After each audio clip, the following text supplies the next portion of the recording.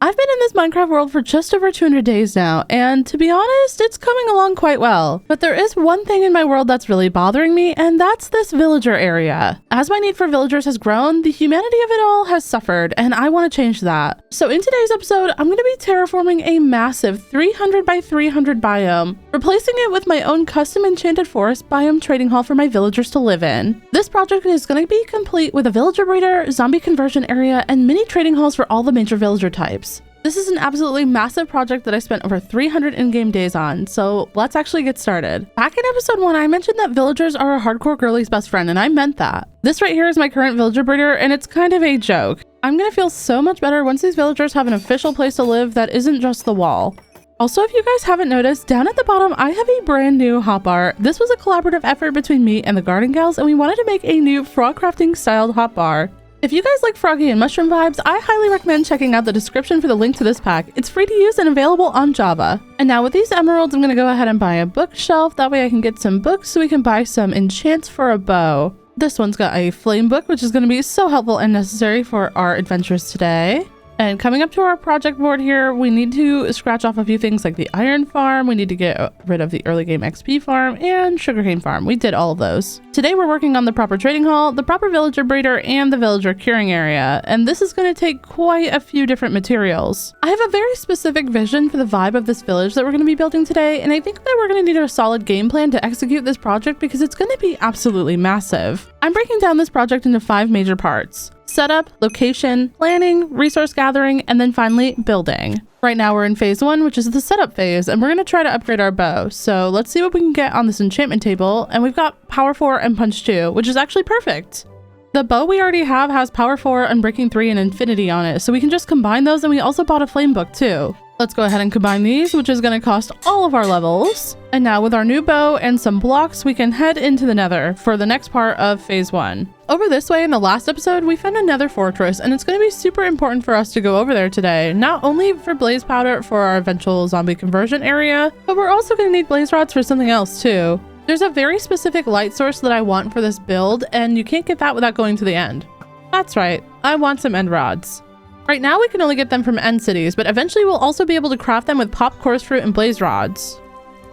So I guess all of that is just a really fancy way of saying that the entire setup phase is based around going to the end and defeating the dragon. Well, not the entire thing, but basically most of it. There's a couple other things we're gonna have to do as well. Honestly though, you guys have probably seen me— ooh, there was brown mushrooms over there. Anyways, you guys have seen me do the dragon fight and the nether stuff like a million times, so let's just kind of speed through this. Let's go ahead and find ourselves some blazes. First chest, what do we got? Oh, the rib armor trim, let's go! Hello, Mr. Witherskelly. Just give me your skull. Oh, okay, thank you very much. Only 2 more now. You know, I'm looking around for a blaze spawner, and somehow I always find some weird messed up lava. How does this even happen?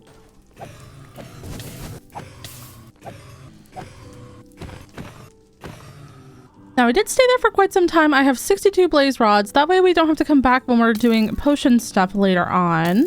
But my inventory is completely full, so I'm going to head back. Oh, wait, that wasn't me. I had nothing to do with that. Oh my gosh. Anyways, like I said, I'm going to head back over here, and I could probably just use these barrels here and drop everything really quick before we go back in to find a bastion. So I'm just going to dig through this netherrack for a while, hopefully find a new area that I haven't been to with a bastion. All right, we've come out somewhere new. Let's look around.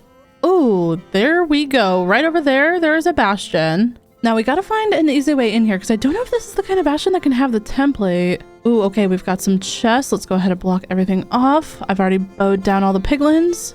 Ooh, snow armor trim. And in the other chest, ooh, pig step. Oh my gosh, yes, I'm so excited. All right, now through this wall, we can just kind of shoot all the piglin brutes. We're completely safe, I think. But the chest is kind of disappointing. After doing some more exploration, I think that I found the area where the guaranteed netherite template is down there. But there are so many brutes down there, we're gonna have to take them all out. Not to mention that there are just like regular piglins around too that we've got to watch out for, because they can do quite a bit of damage with their crossbows. Now, very slowly here, I'm making my way down the layers, taking out whatever piglins I can see, whether it's brutes or regular ones. Oh, see right there was one right below me. Didn't even know that. All right, nothing over here. Oh, there's a chest though. Oh my gosh, ancient debris, our first one. Let's go. Now we are gonna have to deal with the magma cube spawner, which I think is right underneath me. And I just want to make sure that no one can knock me into the lava at this point. Yep, there's our spawner. Let's go ahead and take that out so our chances of death reduces. Now we've got a brute down here. Can you just please go away, please? Thank you. And there's lots of gold blocks down there. And I think that there's also a chest down there too. Oh yeah. There's a lot of stuff down there for us. Oh my gosh. Where did you come from, brother? I'm just gonna bow you down. I'm too afraid to swap to my sword. Now, I'm trying not to overreact here, but I am gonna cover up pretty much everything here so that nothing can get us when we open the chest. And in the chest, just like we knew already, we've got a template, but we've also got so much gold and stuff as well. And I'll just go ahead and grab all of these gold blocks too. And with this bastion explored and the template grabbed, I think it's time to go home. Safety tunnel. Now back at the base, I'm gonna go ahead and craft up a couple of ender chests. Back in the nether, we're gonna go ahead and start an ancient debris mine. Why is there a bee? Anyways, like I was saying, we're gonna go ahead and start mining for some ancient debris because to fight the dragon, I usually like in hardcore to have at least netherite armor. We don't really need the tools, but the armor for sure. And we're gonna mine down here to Y15, and I do have the Vanilla Tweaks data pack called the Coordinates HUD on right now to help me see them a little bit easier. And now we'll just go ahead and mine along the chunk borders until we find some ancient debris. Like right here. That was extremely lucky. I spent the next 2 hours scouring the chunk borders looking for more ancient debris before finally getting the 16 I needed for my armor. And now we can start smelting, but this won't be the only thing we need. We're gonna have to fortune up all these diamond ore that I've been saving because we're gonna need the diamonds to duplicate our netherite upgrade template, and it's gonna cost quite a few of them. But luckily we've got more than enough for what we need. And now with the netherite scrap all smelted, we can go ahead and craft up our ingots. And let's go ahead and get all of this stuff upgraded. I have no armor on right now, so I feel very, very naked and vulnerable, but we are gonna get this done pretty fast. And there we go. Cover me in debris. I'm so happy right now. We are so much more protected. Now, I'm not gonna make you guys sit through this because I'm gonna go ahead here and brew up a bunch of potions. I think I'm gonna make a strength potion and also some slow falling potions. So I'll see you guys when it's time to go to the dragon. And now a short while later, I've got some potions. I'm crafting up my Eyes of Ender and I think it's going to be time. Let's go ahead here and throw our first one, and it's going backwards. I don't know why, but I didn't really expect that, and it broke, of course. All right, let's get a move on to this Ender Dragon.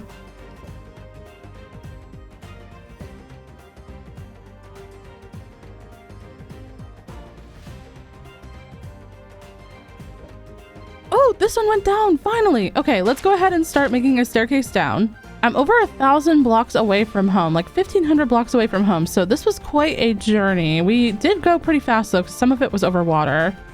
Oh, there's some stone brick there. There is the stronghold. I'm so kind of nervous, but also excited. Let's go. Time to find this end portal. If only it were that easy to just find the end portal though, because I always get lost in these things.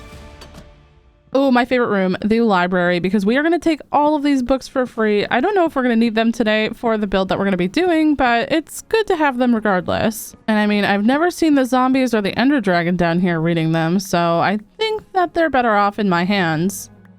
Oh, here we are. We've got the end portal, and I'm just going to get rid of those silverfish because they're annoying. And we've got a one-eye portal here. Let me go ahead and block all this off. Now, luckily, I do have some extra blaze rods and ender pearls and stuff with me, so we can go ahead and just make some more Eyes of Ender. And I always end up throwing one accidentally when I'm trying to put them all in the portal. That's so annoying. Oh, this is a big moment. Here goes nothing. Oh, why am I so far away from the end island? What? Oh my gosh, I hate that. Let's get this over with.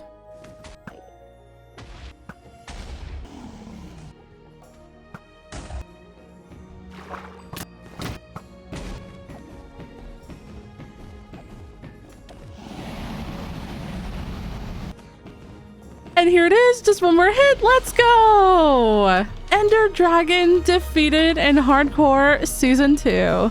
That was honestly the easiest Ender Dragon fight of my entire life. And you bet I'm gonna get all of this XP too. And you know what, I'm gonna take the Dragon Egg too because Jean doesn't need it anymore. And now we can head through the gateway to go find an end city for some end rods. We'll go ahead and do the trapdoor trick so I don't have to throw an ender pearl, and let's go. Oh my gosh, I'm always on the edge of a small little tiny island. What?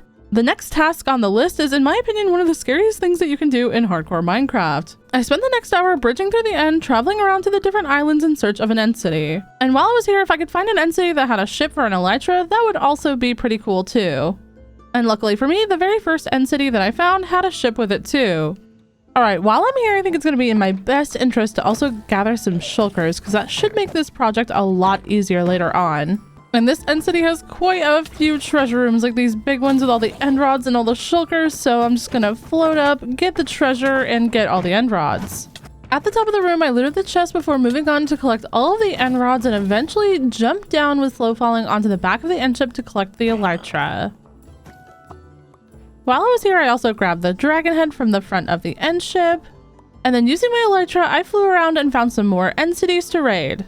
I was able to grab a couple extra elytras, some shulker shells, and also a bunch of resources and even extra tools and armor. The most notable of which ended up being this amazing diamond shovel that had Silk Touch, Efficiency 5, Unbreaking 3, and Mending on it. Once I was finished looting, I smoothly glided back through the end gateway and almost fell off the platform here. I cursed my end spawn and then headed through the overworld portal, and when I was at spawn, I went and collected all of the XP that was waiting for me. I donned my elytra for the first time in the overworld, flying around our base for the first time from the sky. But our elytra wasn't going to last without mending and unbreaking, so I went ahead and named my elytra and enchanted it.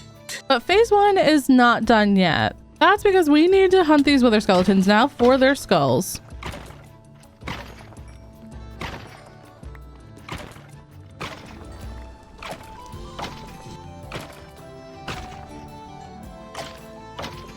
Oh no, this is a little bit sketchy. There's so many of them.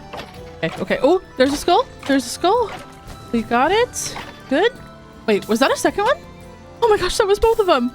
All right, that wasn't too bad. Let's go find a place to fight this wither. Of course, there's a gas right here. Ooh! Return to sender, baby. Let's go. Over near that savannah village we found in episode 1, there's a giant ravine, so I think I'm going to dig down in here just so that we can try to avoid the deep dark. And I think I'll just go ahead and dig down right here. I mean, there's no real danger to me in these caves, I think, except for creepers. And now we'll dig a long tunnel to fight the wither in. That way we have enough space to back up so we don't take too much damage if we need to heal. And here we go. This will begin the fight. And now from the safety of our tunnel, we're just going to bow him down until he can no longer take damage with the bow. And then we can hit him with our sword. I mean, we could always just hit him with the sword the whole time. Seems to go a little bit faster than bowing him, actually. And just a couple more hits. The wither on Java is pretty easy to fight. I know on Bedrock he is a little bit tougher. And there we go. We got our wither star. We got a wither head from the mob head starter pack. And with that, we enter into phase 2, the location phase. Now, as you can see, there's an entire island around me just past the original village. And this is where I want to build up our project today. Now, before we talk about anything else, let's go ahead and set up our new beacon with all of this iron that we got from our iron farm. The beacon won't necessarily help us with the trees, but it's going to help us with all of the terraforming underneath the trees because there's a lot of elevation on this island. And there we go. We got the beacon achievements. Nice. Now let's go ahead and set it to some haste. So we've got to click haste and then haste 2 and put our iron in there. Now this phase is going to involve getting rid of all these trees and terraforming a bunch. So yeah, as you can see, there's hundreds of trees around here that we have to remove. This is probably going to take a while.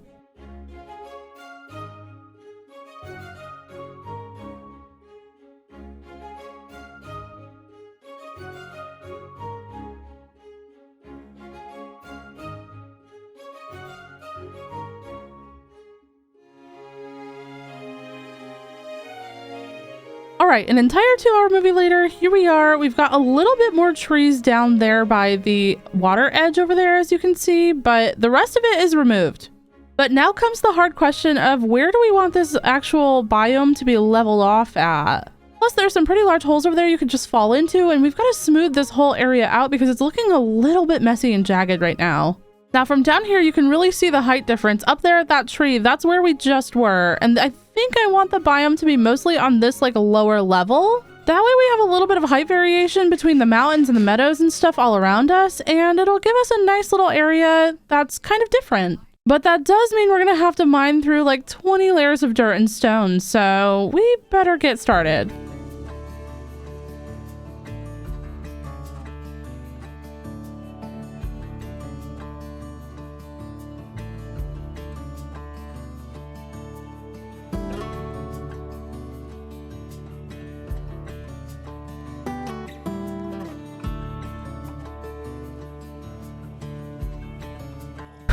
Okay, that took a lot longer than I thought it was going to take, but we are back and we're ready to continue on with the project. Now, on a couple of live streams, I did go get some more beacons to help me out with this project. But as you can see, it's still so messy. I've got to replace all this ore and stone and stuff with grass and dirt, so that way we have a nice flat area to work on. I think if we can just get this whole area replaced with grass, I'll feel like I'm finally making some progress here. And just a stat check here, we have mined about 100,000 stone and over 50,000 grass blocks. Not to mention everything else. So I think the next best thing to do is actually just get started replacing all this stone with grass. I've never taken on a project of this size before, and I definitely feel like I've kind of bitten off more than I can chew right now, but I'm learning as I go and I feel really good about it so far. Honestly, the hardest part of this whole project so far has been the tool repairing, because you really go through your tools quite fast when you're mining this much. And my zombie farm isn't that great at giving me super large quantities of XP. So I've used basically every piece of iron that I have for the beacons and to trade with my villagers. I think if I had to do this project again, I probably would have stopped to make an Enderman farm. That way we could have easily repaired all of the extra tools that I made. But, you know, you live and you learn, right, chat? I'm saying chat as if there's people here with me, but I'm just alone at my computer. Anyways, let's kick this off into a time lapse to finish this up.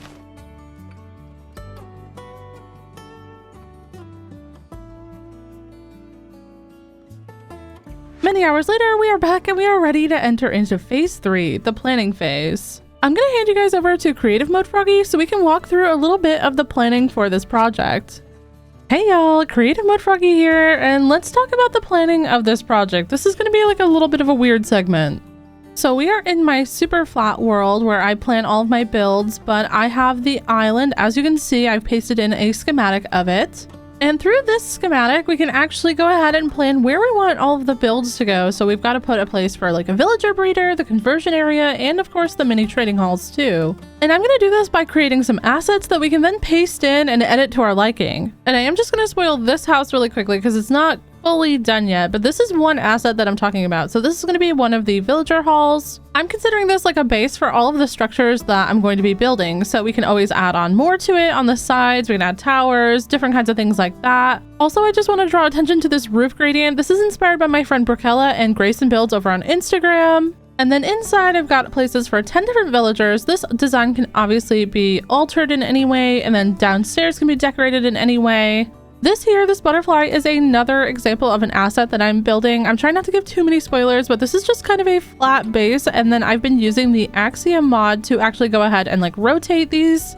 And as you can see, once we get to this butterfly, it looks a lot more dynamic and like it's actually flying, so they're not just flat in the world. And now, without showing too much behind me, as you can see, you can kind of combine these elements into different ways to kind of see what your area is going to end up looking like. And that's been kind of my planning process for this build. I'm trying to take the different pieces and assets that I've made and paste them together so that way I don't build them in the real world and then like be like, oh, I needed a tree there or something, you know? Now that you can see how I'm sort of tackling this project behind the scenes, let's head back to the actual world and start building up our villager breeder, because yeah, that's still part of the planning phase.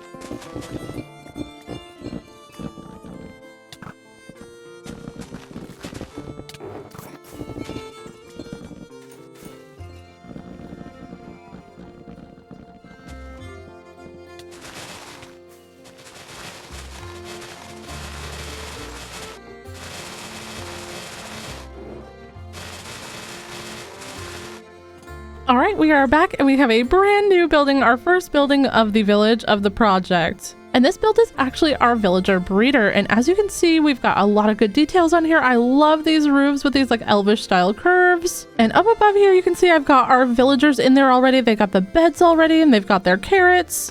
And inside we've got a collection area, so we can press this button, which will activate this rail. And then the minecart will collect a villager just like this. That will then go down and around to the conversion area. And then the zombie will attack the villager so that we can go ahead and get our potions of weakness started over here. And then I have been collecting an absolute ton of apples from our dark oak sapling, so we can go ahead and craft those down into some golden apples. And I do have 2 zombie villagers over there as well because I don't want to waste a potion on just 1 zombie villager at a time. That feels like a waste of resources to me. But now our potions are done, so we can just grab one, we can splash them, and then feed them the golden apples, and then we'll have some zombified villagers that will be cured. That's going to mean easier trading and more emeralds for us. Now with the planning behind us, we've got our phase 4 start, which is resource gathering. And this phase is probably going to repeat itself quite a few times. Now, luckily I did find some slime in a cave, so I have some slime balls, but we're going to use that to get another resource because there's a biome over here past this village where we can get frogs. And what do you know? There's a frog right there as we touch down. That's awesome. Okay, come here, buddy. Get on the lead. I think I want to get at least 4 of these frogs because we're going to need 12 total from all the different colors. And there we go. There is a 4th one right there. Come on down, buddy. All right, I ended up finding 2 more. Now I just got to get them back over to the project area. And a short while later, we're back and it's time for these froggies to breed. And now I'm just going to build a little barrier around it because I don't know if other mobs are going to try to step on these. And then I'm going to let 4 of these tadpoles grow up here so they're orange. And I'm going to take 4 other ones over to my base in the mountains with all the snow and get some green frogs over there. But I'm not going to make you guys watch that part. I'll bring you back when all the frogs are grown up.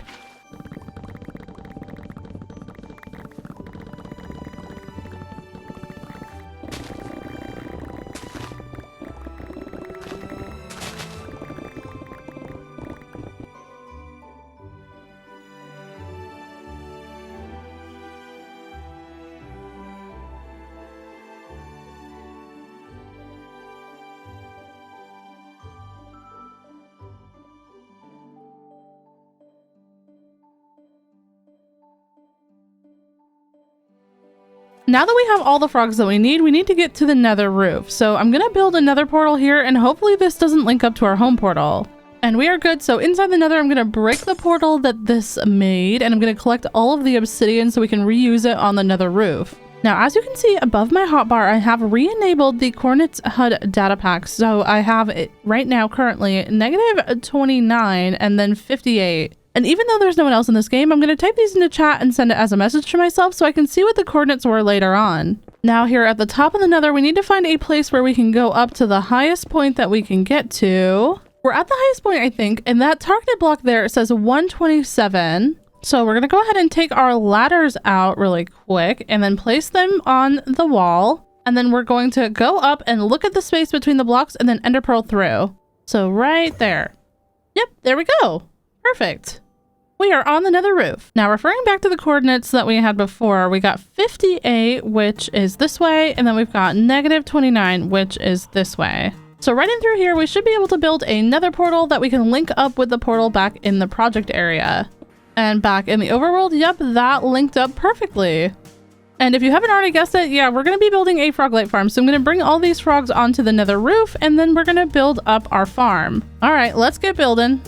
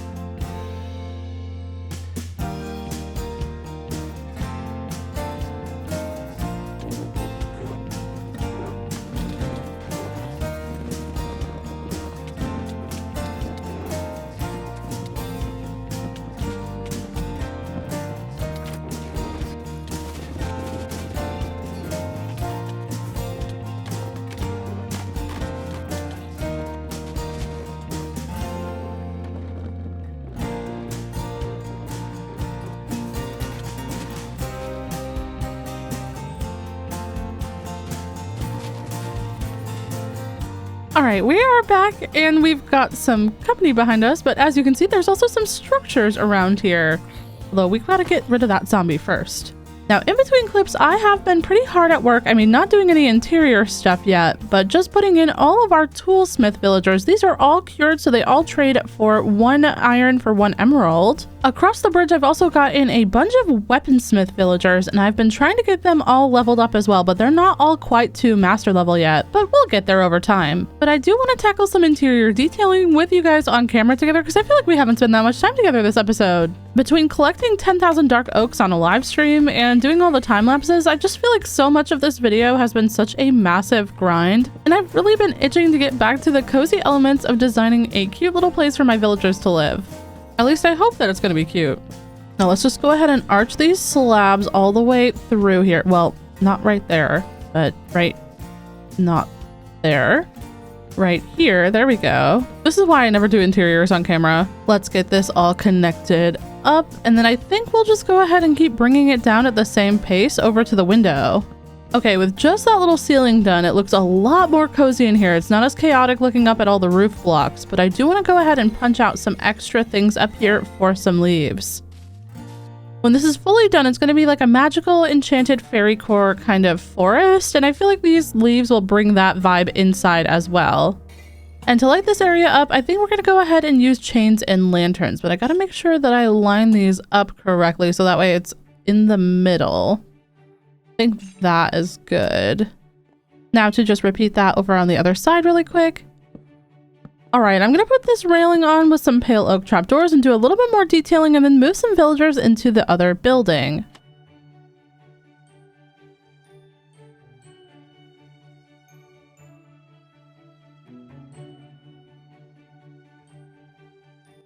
All right, we're back, and I have a little bit of an update on how the rest of this video is going to go. And I think, unfortunately, that includes accepting a hard truth about this project. You see, right after I started filming this episode, I got sick, and I was sick for a whole month. And in that time, I wasn't really able to record anything at all. And the side effect of that is that I'm currently about a month behind. So I think to deal with that, I'm going to finish up the area around the breeder and the trading halls that we already have, and then I'm going to continue this project in a future video. I don't want you guys to have to wait any longer for this video, and I also am going to be honest here, I need a little bit of a break from this project so I can come back with some refreshed energy. It's currently day 521, which makes it almost 300 days since I started this video. And honestly, I'm a bit disappointed that this custom biome isn't finished yet, but with being sick and having no clue what I was doing when I started here, I'm still pretty proud of the progress that I've made. When I first started this series, I told myself that I was really going to get more comfortable with making mistakes and trusting the process. And while this isn't a mistake per se, I think accepting my limits definitely falls under the whole trusting the process umbrella.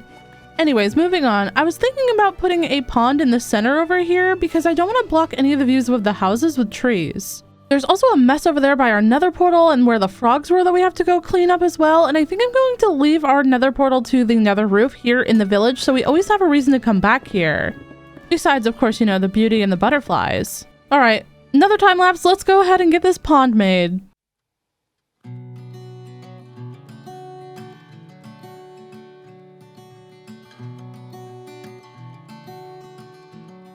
Okay, we are back with a custom pond, but as you can see, I've just got a little muddy ring around the pond with no details or anything. Now, earlier in the time lapses, I built some Lily of the Valley lamps, and I really want to bring some of those over here by the pond as well. I'm not trying to make these too accurate to real life or anything, I just want them to feel whimsical, magical, and fun, kind of like the butterflies, and so far I really love them. Honestly, giant flowers in Minecraft are kind of becoming my obsession now. I need to make some more varieties. And for a little bit of lushness, we're going to spread some leaves around, even into the water as well. I also want to add a couple of flowers on the side of the pond just to give it like the impression that they fell off of the vines or, you know, stems or whatever. And just to give it a little bit more light and detail. Then we'll just dot around some leaves around it. This is kind of like the stem that fell with it. And before we start our next bit of decorating, we need to go over to that jungle over there. I need some cocoa beans so I can make some brown dye, and I just don't have any at home. And then we can craft our brown candles. And then I've got a bunch of stuff that I want to spread around the pond to give it some more life, like these warped roots I've got. I really want it to seem like there's just a bunch of stuff sprouting up from all of this water in the center. Alongside that, we'll also add some greenery like bushes. I've got a bunch of lily pads that I grabbed from the mangrove swamp when I went and got all those frogs, and these are definitely going to add a lot of detail to the pond. And then with some brown candles and some lime stained glass, we can bring up some like faux reeds inside the water, which I always love to add to my ponds. I don't know why, it's just such a good detail. You can also do this with tall grass if you build up by 2 and then go ahead and place your candles, but I am going to place more than 1 because I like 3 on these. Then you can break your moss, place your grass, and then bone meal it, and now you have a on the edge of the pond reed as well. I'm also going to bring out some leaves, moss, and moss carpet into the water to look like some floating plant debris or algae. I just very much want this to look like the little ponds near my house in the springtime.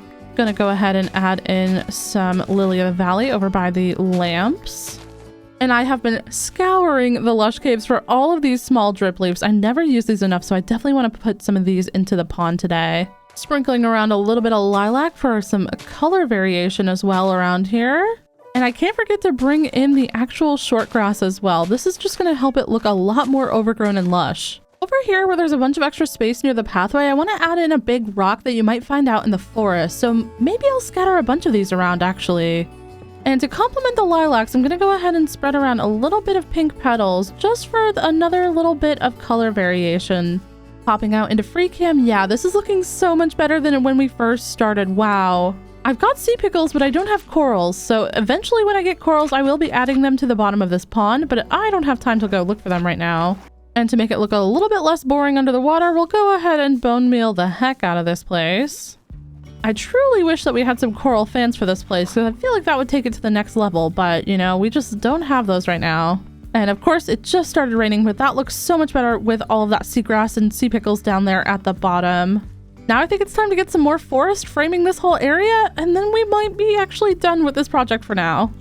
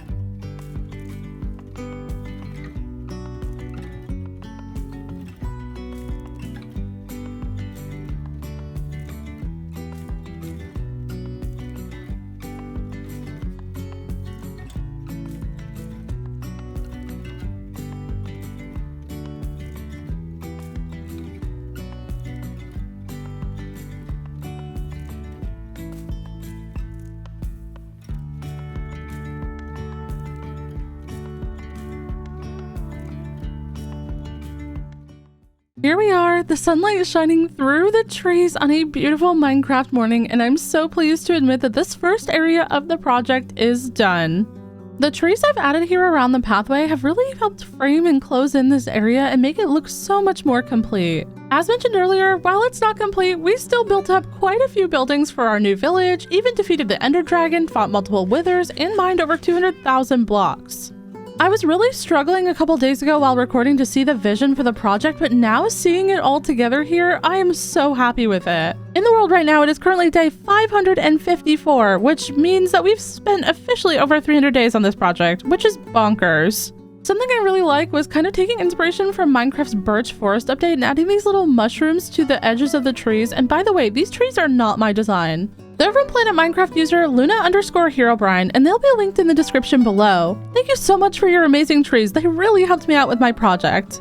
Now, before we call it the end of the episode, there are a couple of things that I want to do really quickly. The first being going back to our old villager area over by our base, not me trying to jump without my elytra on. And while we're here, I want to go ahead and buy a bunch of empty maps so we can map out our new area. Now, this first map has a bunch of empty space, but eventually all this will be filled in with our custom enchanted forest biome. And then we've got the next map, which is going to be up here by the butterfly. Oh yeah, that's cute. Still so much to fill in on these maps. Oh my goodness. And here is the other map. That looks so good. All of them are fully filled out. So let's go ahead and place them inside the breeder. Wow, seeing it on the map is actually so cool. I love that the butterflies are so visible. That is so awesome and magical. We still have so much room over here to fill in, but that is going to be the rest of our village. Let me know what you guys think of the start of the village so far, and if you guys have any name suggestions for any of the villagers. And the one final thing I want to do today is actually go ahead to our project board and cross off the things that we have completed.